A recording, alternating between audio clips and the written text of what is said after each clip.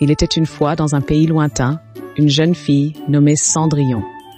Elle vivait avec sa belle-mère et ses 2 demi-sœurs, qui étaient cruelles et envieuses. Elle la traitait comme une servante, la forçant à faire toutes les corvées de la maison. Cendrillon, malgré son sort difficile, restait toujours gentille et patiente. Elle passait ses journées à rêver d'une vie meilleure, d'une vie où elle serait enfin libre et heureuse. Un jour, le roi annonça qu'il organisait un grand bal pour son fils, le prince charmant, afin qu'il puisse trouver une épouse. Les 2 demi-sœurs de Cendrillon étaient ravies. Elles passèrent des jours entiers à se préparer, choisissant leurs plus belles robes et leurs plus beaux bijoux. Mais Cendrillon, elle, n'était pas autorisée à y aller. Sa belle-mère lui dit « Tu n'es pas assez belle pour aller au bal. Reste ici et occupe-toi de la maison. » Cendrillon était désespérée. Elle se retira dans son jardin et se mit à pleurer. Soudain, une lumière apparut devant elle. C'était une fée marraine, apparue pour l'aider.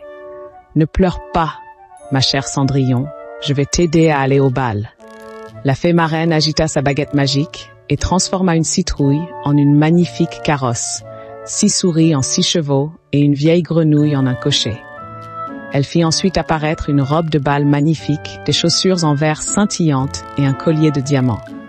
Cendrillon, radieuse, partit au bal. Le prince, dès qu'il la vit, fut ébloui par sa beauté et sa grâce. Ils dansèrent toute la soirée, perdus dans leur bonheur. Cendrillon s'était oubliée, et quand elle regarda l'horloge, elle s'aperçut qu'il était presque minuit. Le sort de la fée marraine allait se briser. Cendrillon, précipitée, s'enfuit du bal, laissant tomber une de ses chaussures en verre sur les marches du palais. Le prince, fou amoureux, ramassa la chaussure et jura de retrouver la mystérieuse jeune fille. Il parcourut tout le royaume, essayant la chaussure à toutes les femmes. Mais aucune ne lui allait. Finalement, le prince arriva chez Cendrillon. Sa belle-mère et ses demi-sœurs tentèrent de tromper le prince, mais en vain. La chaussure ne leur allait pas. Le prince, voyant Cendrillon, reconnut immédiatement la jeune fille qu'il avait rencontrée au bal. La chaussure lui alla parfaitement. Cendrillon et le prince se marièrent, et ils vécurent heureux pour toujours.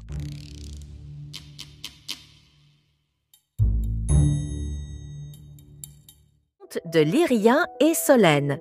Il était une fois, dans un paisible village niché entre les collines dorées et les rivières chantantes, vivaient 2 sœurs que tout opposait.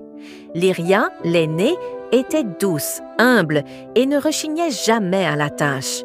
Dès l'aube, elle s'occupait des champs, soignait les animaux, réparait les abîmes troués et souriait même en ramassant les brindilles tombées des arbres. Sa sœur cadette, Solène, était d'une autre trempe. Belle comme le lever du soleil, elle aimait se contempler dans le miroir plus qu'elle n'aimait balayer la maison. Elle préférait les siestes au jardin aux corvées ménagères et passait son temps à rêvasser, en se plaignant que le monde ne lui donnait pas assez. Leur mère, veuve et vieillissante, ne pouvait plus s'occuper de grand-chose.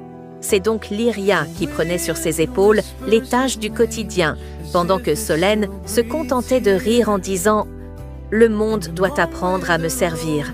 Je suis née pour autre chose que laver des casseroles. » Mais le destin, comme souvent, avait ses propres plans. Le jour où tout changea, un matin d'hiver, leur mère affaiblie murmura à Lyria « Prends ce vieux fuseau et va filer un peu de laine au bord de la rivière. Peut-être y trouveras-tu ta chance. » Lyria obéit sans poser de questions. Mais au moment où elle filait, le fuseau glissa de ses mains et tomba dans l'eau glacée. Elle hésita, puis sauta courageusement pour le récupérer. Mais au lieu de ressortir à la surface, elle trouva un monde souterrain, enchanté, plein de lumières étranges et de voix douces. Une vieille femme à la chevelure d'argent l'accueillit. « Te voilà chez moi, jeune âme. Si tu veux repartir, il te faudra m'aider dans mes tâches. » Lyria accepta. Elle lava les draps de nuages, aéra les souffles du vent, nourrit les oiseaux de neige et frotta les marches de lune sans jamais se plaindre. Chaque soir, la vieille femme lui souriait d'un air attendri.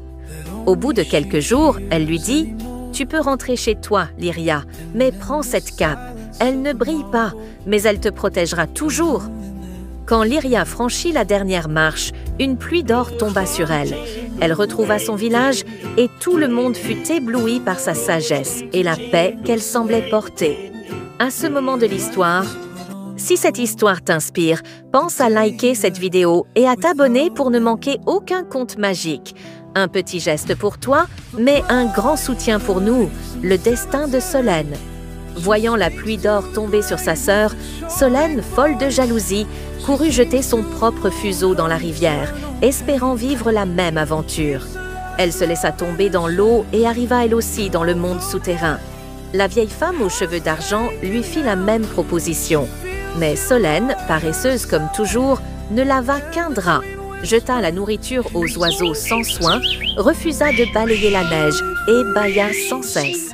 La vieille femme la regarda tristement et dit simplement « Tu peux rentrer maintenant ». Solène s'attendait à une pluie d'or, mais à la place, une pluie de suie tomba sur elle.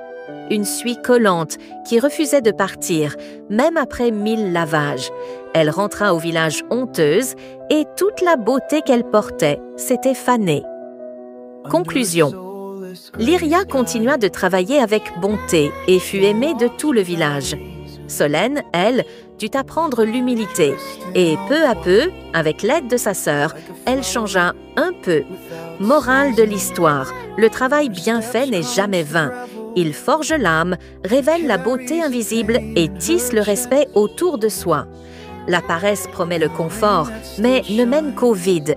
Merci d'avoir écouté cette histoire. Si elle t'a plu, partage-la, aime et surtout abonne-toi pour d'autres contes riches en émotions et en leçons. À très bientôt pour une nouvelle aventure.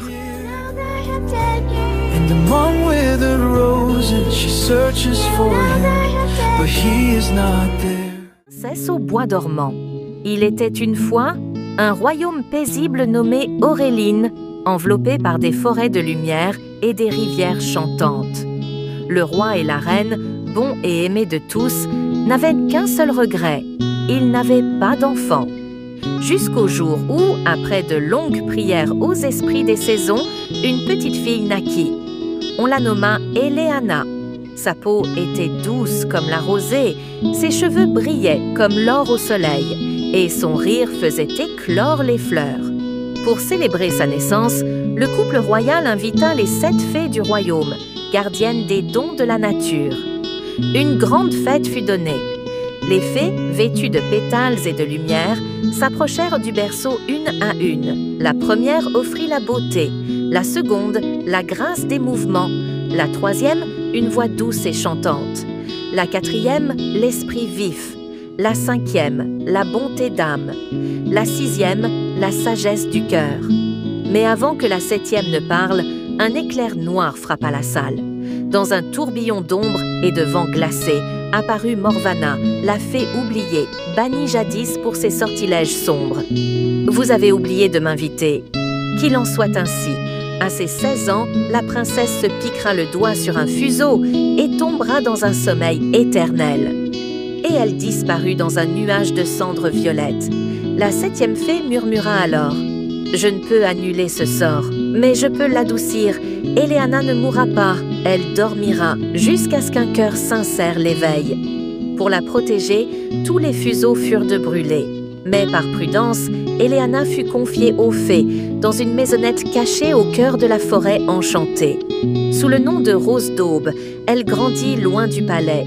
Elle dansait avec les lucioles, parlait aux animaux, chantait avec le vent, mais ignorait tout de son destin royal. La magie noire, pourtant, n'avait pas dit son dernier mot. Si tu aimes les contes féeriques, les histoires magiques, les rêves pleins de lumière et de courage, alors prends une seconde pour liker cette vidéo. Restez jusqu'à la fin pour découvrir la suite enchantée et soutenir notre chaîne magique. Le destin frappe. Le jour de ses 16 ans, une lueur étrange guida Eleana jusqu'à une vieille tour cachée dans la forêt. Là, une vieille femme, ou plutôt une illusion, filait silencieusement. « Viens, touche ce fil si doux !»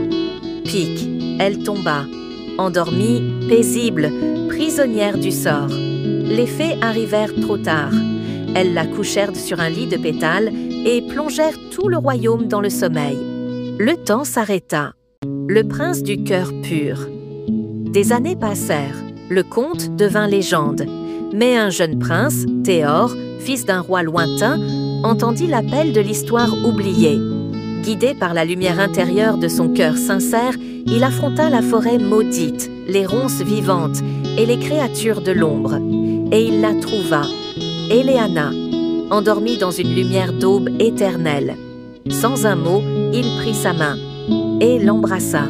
Le réveil du monde. Ses yeux s'ouvrirent, bleus et brillants comme le ciel après la pluie.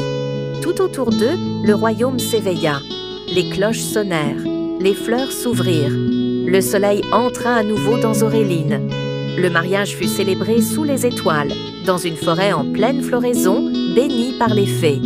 Et Morvana. Elle fut pétrifiée, vaincue non par la force, mais par l'amour sincère qu'elle ne pouvait briser. Morale du conte. Même plongée dans l'ombre, la lumière du cœur pur finit toujours par triompher. On ne réveille pas une âme par la force, mais par la sincérité. Merci d'avoir regardé jusqu'à la fin. Si cette version féerique t'a émerveillé, n'oublie pas, abonne-toi à la chaîne pour d'autres contes magiques. Like et partage pour faire briller la lumière de rose d'aube autour de toi. Active la cloche pour ne rater aucun nouveau conte enchanté et à très bientôt.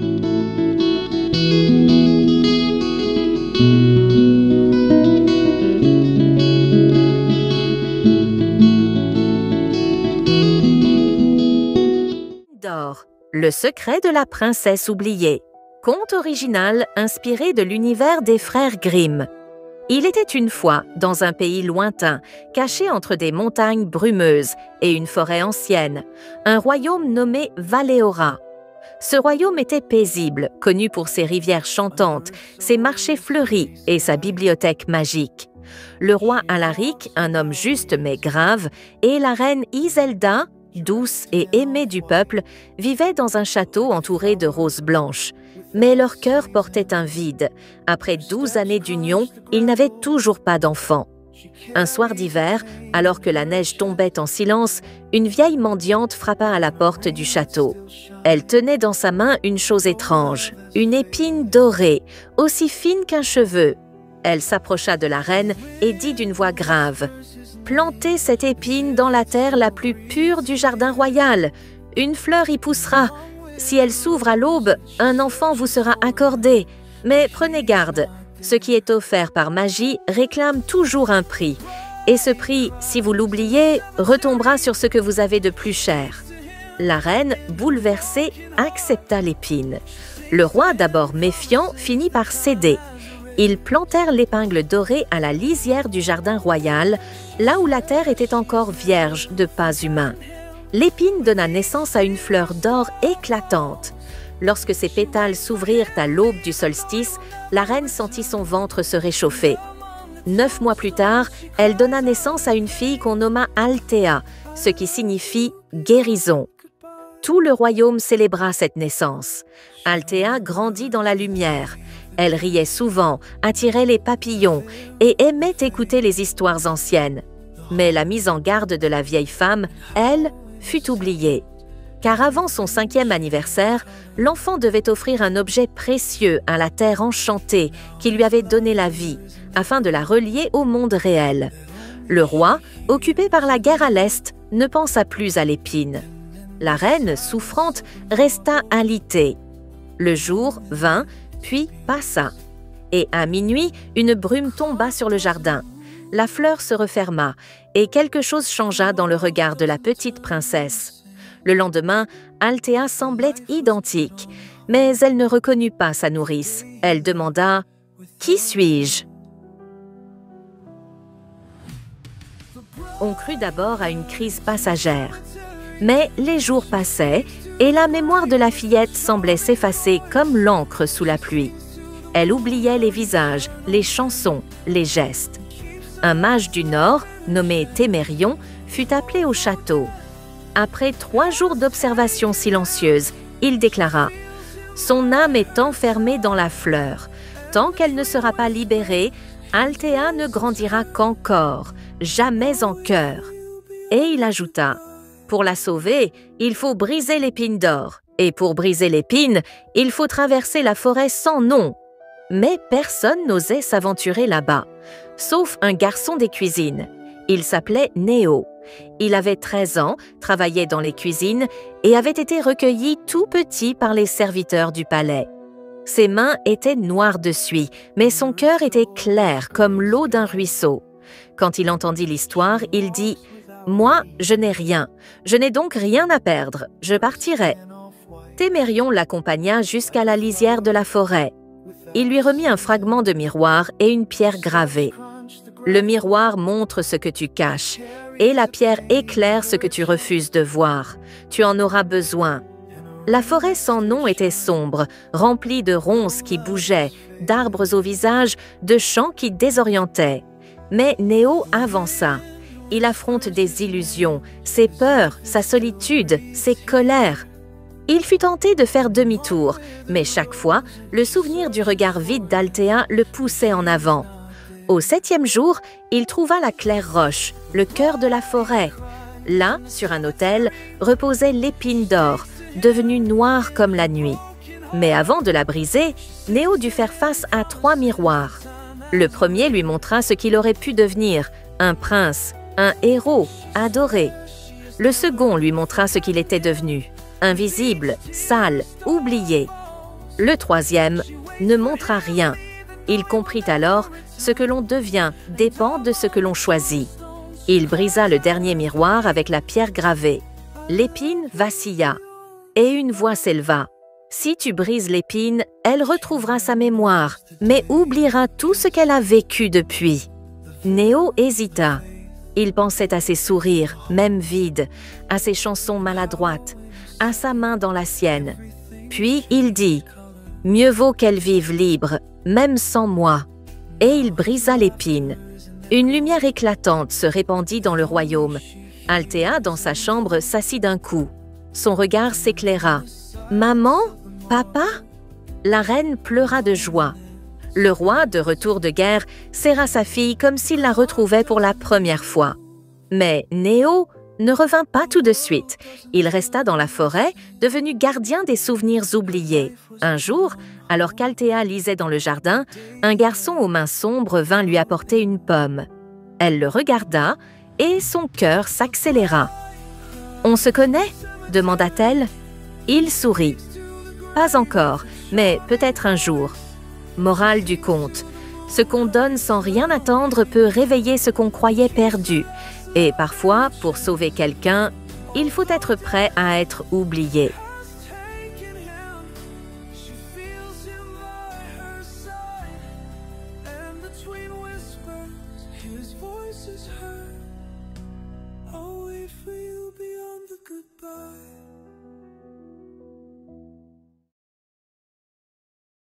Dans un nouveau conte féerique sur Conte et morale, l'endroit où la magie prend vie.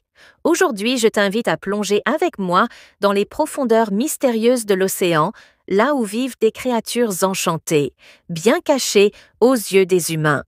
Voici l'histoire bouleversante et magnifique de la petite sirène. Installe-toi confortablement et laisse-toi emporter par le courant de cette légende éternelle. La petite sirène, conte complet et immersif. Il était une fois, très loin sous la mer, un royaume caché aux yeux des hommes. Un royaume de lumière liquide, de jardins de corail et de perles suspendues aux algues. Ce royaume, c'était celui du roi de la mer, un souverain bon et majestueux, veillant avec amour sur ses 6 filles sirènes. La plus jeune des princesses était différente des autres. Elle était silencieuse, rêveuse, et son regard semblait toujours chercher au-delà de l'horizon marin. La sirène resplendissait sous les flots, avec sa longue chevelure émeraude qui ondulait comme des algues magiques, et sa magnifique queue rose scintillante qui brillait comme 1000 étoiles sous la mer. Mais plus que sa beauté, ce qui faisait d'elle un être à part, c'était sa voix, pure et cristalline, capable d'émouvoir même les vagues. Depuis toujours, elle rêvait du monde d'en haut. Elle collectionnait des objets venus de la surface, des fourchettes rouillées, des bouts de miroir, des coupes en métal qu'elle appelait trésors. Elle voulait connaître le ciel, les étoiles et surtout les humains. Elle posait 1000 questions à sa grand-mère, une vieille sirène sage qui lui racontait des histoires sur le monde terrestre. Elle lui expliquait que les humains avaient des jambes, des bateaux, des fêtes, des feux dans le ciel, et un cœur souvent plus complexe qu'on ne le croit. La petite sirène écoutait, le cœur palpitant. La première rencontre. Le jour de ses 15 ans, elle eut enfin le droit de monter à la surface. Elle nagea longtemps, lentement, jusqu'à ce que le monde change. L'eau devint plus claire, et tout à coup, elle vit le ciel. Et sur la mer flottait un grand navire. C'était un soir d'été. Des lanternes dansaient sur les cordes et de la musique montait jusqu'aux étoiles. Sur le pont, un jeune prince riait avec ses compagnons. Il avait les cheveux noirs, les yeux brillants et une joie simple qui toucha immédiatement la petite sirène. Elle resta cachée, fascinée, regardant ce garçon rire, danser, saluer les étoiles. Mais soudain, une tempête éclata. Le vent hurla, les vagues se soulevèrent, le bateau se brisa et le prince tomba à l'eau. Sans hésiter, la sirène plongea, fendit les vagues et le ramena au rivage. Elle posa sa tête sur le sable et chanta tout bas une mélodie douce pour qu'il se réveille. Mais dès que d'autres humains approchèrent, elle disparut dans la mer, le cœur battant, l'âme. Si ce conte t'emporte comme une vague douce, n'oublie pas de t'abonner à la chaîne pour ne rien rater des prochains contes enchantés. Et dis-moi en commentaire, si tu étais une créature magique, tu serais quoi? Une sirène? Un elfe? Un dragon ou une fée? J'ai hâte de lire vos réponses dans les commentaires, le vœu. Depuis ce jour, la petite sirène ne pensa plus qu'à lui. Elle voulait retrouver ce prince, le revoir, le rejoindre. Mais pour cela, il fallait des jambes. Elle se rendit donc chez la sorcière des abysses, une créature sombre, immense, aux tentacules noirs. La sorcière accepta de lui donner des jambes, mais à un prix cruel. Tu perdras ta voix, cette voix que tout le monde aime. Et si le prince ne t'aime pas et n'épouse pas ton cœur, tu deviendras écume de mer à jamais. La sirène accepta, sans trembler. Sur terre, elle se réveilla sur le rivage, muette, mais belle comme un rêve. Le prince la trouva, émerveillé par cette jeune fille inconnue. Il lui sourit. Il la prit sous son aile, la mena dans son palais. Jour après jour, il lui parlait, riait avec elle, la faisait danser. Elle souriait, mais restait muette. Et lui pensait toujours à la voix mystérieuse qui l'avait sauvée lors du naufrage. Un jour, une princesse étrangère arriva. Elle avait une belle voix, et le prince crut que c'était elle qui l'avait sauvée.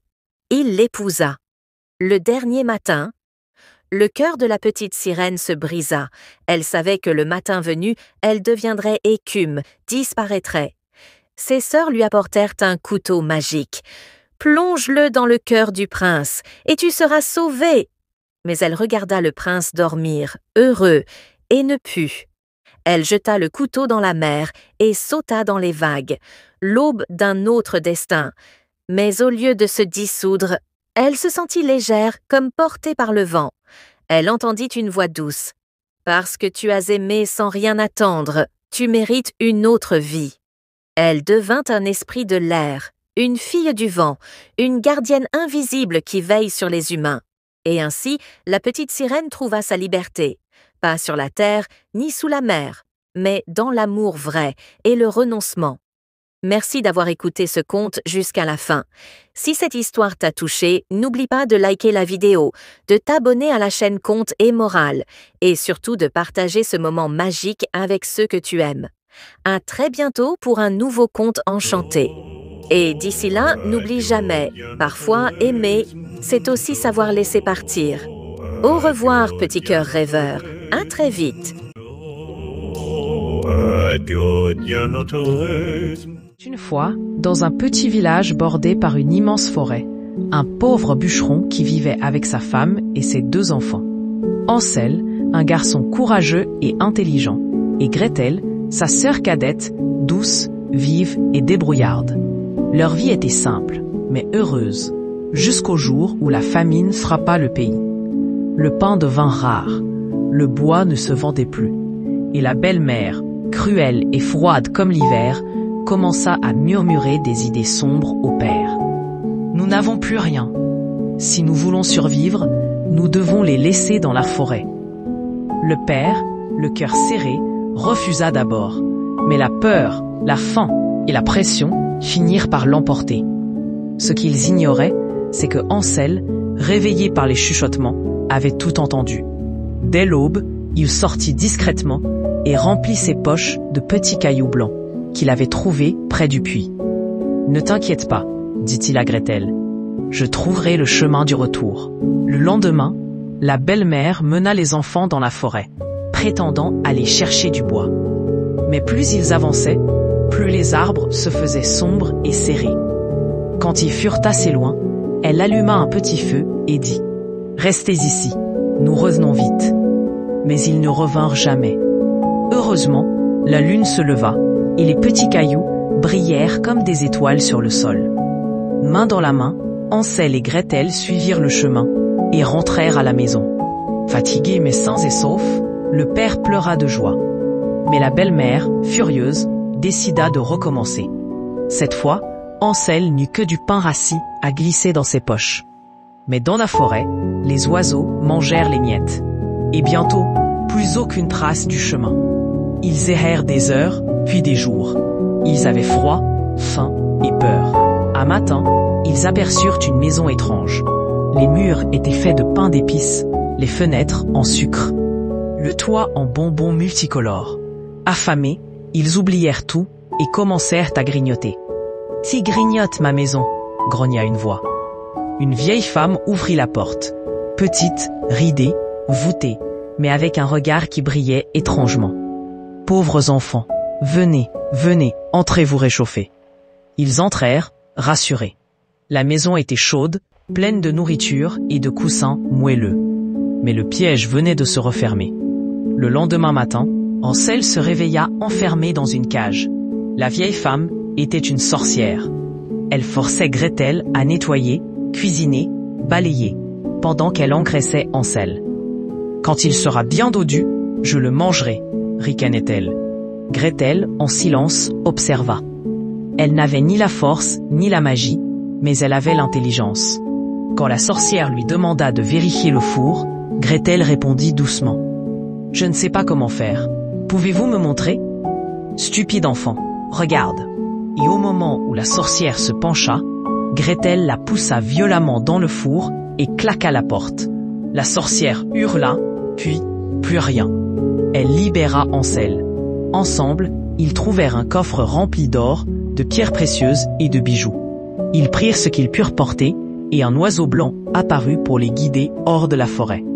Après plusieurs jours, ils retrouvèrent leur père, seul et affaibli. La belle-mère, elle avait disparu, comme un mauvais rêve. La maison, autrefois vide, devint remplie d'amour, de rire et de pain.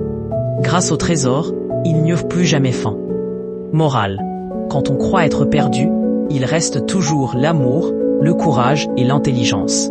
Ceux qui s'entraident peuvent traverser même la plus sombre des forêts. Une fois, dans un royaume lointain, une belle princesse nommée Blanche-Neige. Sa beauté était telle qu'elle attirait l'attention de tous, y compris celle de sa belle-mère, la reine, qui était obsédée par son propre reflet. Chaque jour, elle consultait son miroir magique, demandant « Miroir, miroir, dis-moi, qui est la plus belle de ce royaume ?» Et chaque jour, le miroir lui répondait « C'est vous, ma reine. » Mais un jour, le miroir révéla une vérité dévastatrice. « C'est Blanche-Neige, votre belle-fille, qui est désormais la plus belle. » La rage de la reine ne connaissait pas de limite. Elle décida qu'il fallait se débarrasser de Blanche-Neige. La reine envoya un chasseur dans la forêt pour tuer la princesse. Mais le chasseur, touché par la beauté et l'innocence de Blanche-Neige, ne put se résoudre à accomplir cet acte terrible. Il lui conseilla de fuir et de ne jamais revenir au château. Effrayée mais déterminée, Blanche-Neige s'enfonça dans la forêt dense, où les arbres semblaient murmurer des avertissements. Après avoir erré pendant des heures, elle découvrit une petite maison, cachée parmi les feuillages. Épuisée, elle entra et trouva un endroit accueillant. La maison appartenait à 7 nains qui, en rentrant chez eux, furent surpris de trouver une belle jeune fille endormie dans leur lit. Ils décidèrent de l'accueillir et de la protéger, ignorant le danger qui la poursuivait. La reine, réalisant que Blanche-Neige était toujours en vie, usa de sa magie pour se transformer en une vieille femme. Elle concocta une potion empoisonnée et se rendit à la maison des nains. Elle trouva Blanche-Neige seule, et avec une voix douce, lui tendit une pomme, promettant qu'elle lui apporterait le bonheur. Ignorant le danger, Blanche-Neige croqua dans la pomme et tomba instantanément dans un profond sommeil. Lorsque les nains rentrèrent et trouvèrent Blanche-Neige inanimée, ils furent dévastés. Ils pleurèrent et la placèrent dans un cercueil de verre, veillant sur elle jour et nuit. Un jour, un prince, attiré par la beauté de Blanche-Neige, vint la voir. Ému par son apparence, il l'embrassa tendrement. À ce moment-là, le poison fut brisé et Blanche-Neige se réveilla. La reine, furieuse de voir que sa belle-fille était toujours en vie, tenta une dernière fois de la détruire.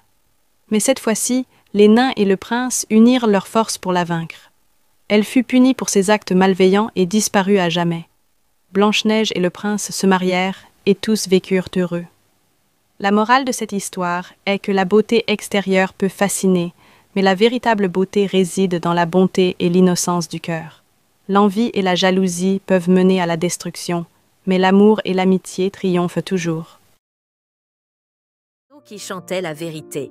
Il y a fort longtemps, dans un village caché au cœur de la forêt équatoriale, vivait un peuple joyeux, travailleur, mais habitué à mentir. Chacun y avait ses petits secrets. La marchande trichait sur les poids, le chef faisait croire qu'il écoutait le peuple, les enfants inventaient des excuses, et même le sorcier disait parfois des choses qu'il ne croyait pas. Mais personne ne s'en souciait, car tout le monde mentait un peu. Et au fond, personne ne voulait vraiment entendre la vérité. Jusqu'au jour où arriva un petit oiseau noir aux yeux dorés que personne n'avait jamais vu. Il ne parlait pas, il chantait. Et ce chant révélait la vérité. Le premier jour, il se posa sur le toit de la case du chef. Et dans un tri clair, il chanta « Le chef dit qu'il partage, mais il cache le riz sous sa natte. » Le chef se leva d'un bond, furieux. Ce ne sont que des sons d'oiseaux, mais lorsqu'on souleva sa natte, le riz y était. Le deuxième jour, l'oiseau chanta devant la place du marché. La marchande de manioc pèse plus d'air que de tubercules. Rire, colère, regard fuyant. Mais quand on vérifia, les balances étaient truquées, et chaque jour, l'oiseau chantait un mensonge de plus. Un enfant, un ancien, une mère, nul n'était épargné. Au début, le village tremblait, honteux. Mais bien vite, un nouveau sentiment monta, la peur. « Chassons cet oiseau maudit » dit un ancien. « Il sème le chaos » cria un autre. Mais une petite fille du village, nommée Ima, s'approcha de l'oiseau. Elle avait 10 ans, les cheveux tressés et les yeux d'un calme rare. Elle dit doucement « Pourquoi chantes-tu nos erreurs, petit oiseau ?» Et pour la première fois, l'oiseau répondit « Parce que le silence des vérités vous a endormi, et seuls ceux qui acceptent de voir peuvent changer. » Les adultes rirent. Mais Ima ne rit pas. Ce soir-là, elle alla voir son père, qui mentait souvent pour éviter de travailler. Elle lui dit « Papa, tu peux choisir, continuer à faire semblant ou commencer à vivre vrai. » Il baissa les yeux. Il réfléchit. Peu à peu, d'autres villageois firent de même. Certains corrigèrent leur comportement, d'autres partirent. L'oiseau continuait de chanter, mais son chant devenait différent, moins accusateur, plus encourageant. Le pêcheur a partagé sa prise, le vieil homme a avoué ses fautes, l'enfant a dit qu'il avait peur et on l'a écouté. Un matin, l'oiseau chanta haut dans le ciel. Le mensonge est un masque, mais la vérité est une lumière. Quand tu t'y exposes, tu brilles aussi. Puis il s'envola. On ne le revit plus jamais. Mais depuis ce jour, dans le village d'Ima, on apprit à dire les choses avec courage. Pas toujours tout, pas toujours fort, mais juste assez pour grandir. Morale du conte, la vérité fait mal, mais elle guérit. Mentir est facile, mais vivre vrai demande du courage. Et ce courage transforme les cœurs et les villages. Le tambour magique de Kofi. Il y a bien longtemps, dans un village d'Afrique entouré de collines et de cacao, vivait un jeune garçon nommé Kofi. Il n'était ni grand ni fort, mais il avait le rythme dans le sang. Depuis l'âge de 3 ans, il tapait sur tout ce qui résonnait, calebasse, bol, tronc, pierre plate. Ses voisins en riaient puis s'en agaçaient. Ce garçon est bruyant, il ne fait que tambouriner. Mais Kofi ne s'arrêtait jamais. La musique l'appelait comme une voix intérieure. Sa mère disait souvent « Un jour, son bruit fera danser le monde ». Mais Kofi, lui, rêvait de plus. Un tambour rien qu'à lui, pas n'importe lequel. Un tambour magique. Un soir, alors qu'il s'aventurait dans la forêt interdite, il entendit un battement, sourd, profond, vivant. Il suivit le son. Et là, au creux d'un arbre millénaire, il trouva un tambour fait d'écorce rouge et tendu de peau dorée. À peine posa-t-il ses doigts dessus qu'il entendit « Je suis le tambour des vœux. J'exauce ce que tu ressens, mais pas ce que tu demandes. » Kofi cligna des yeux. « Comment ça ?» Le tambour résonna doucement. « Quand tu joues avec le cœur, je donne ce que tu ressens, mais si tu joues par intérêt, je prends ce que tu caches. » Kofi haussa les épaules. Il tapa un rythme joyeux. Et aussitôt, un bol de riz et de poisson apparut. Il dansa de joie. Chaque rythme donnait quelque chose. Une note joyeuse apportait des vêtements. Un rythme tendre faisait tomber de la pluie douce. Un battement profond guérissait les blessures. Le village acclama Kofi comme un prodige. Il devint riche, acclamé, écouté. Mais peu à peu, Kofi changea. Il ne jouait plus pour les enfants. Il refusait de battre pour les malades sans paiement. Il inventait des rythmes vides, sans âme, pour gagner plus. Un jour, il battit si fort pour lui-même qu'un coffre d'or apparut devant lui. Il l'ouvrit et à l'intérieur, il trouva le tambour brisé. Il courut dehors, mais la pluie tomba d'un coup. Les arbres s'assombrirent. La musique qu'il jouait n'avait plus d'écho. Les enfants pleuraient. Le vent soufflait sans rythme. Les gens se détournèrent de lui. Kofi s'assit. Pour la première fois, il écouta. Il entendit le silence de son cœur. Il se rappela du premier bol de riz, du sourire de sa mère, de la pluie qu'il avait offerte sans attendre rien. Il ferma les yeux. Posant ses paumes sur le tambour brisé, il ne joua pas. Il posa simplement ses mains. En silence, et doucement, un battement naquit. Faible, pur, comme le premier souffle d'un nouveau-né. Le tambour se répara sous ses doigts, mais il avait changé. Il n'exauçait plus les vœux. Il révélait les émotions de ceux qui l'écoutaient. Kofi se remit à jouer. Mais cette fois, pour les autres, pour les tristes, pour les enfants, pour ceux qui n'avaient pas de mots. Il n'eut plus jamais autant d'or. Mais chaque note qu'il offrait faisait naître quelque chose dans le cœur de ceux qui l'écoutaient. Et dans son dernier souffle, vieux et souriant, il murmura « La vraie magie n'était pas dans le tambour, elle était dans ce que je donnais à travers lui. » Morale du conte, le pouvoir que l'on utilise pour soi s'éteint. Celui qu'on offre aux autres devient musique éternelle.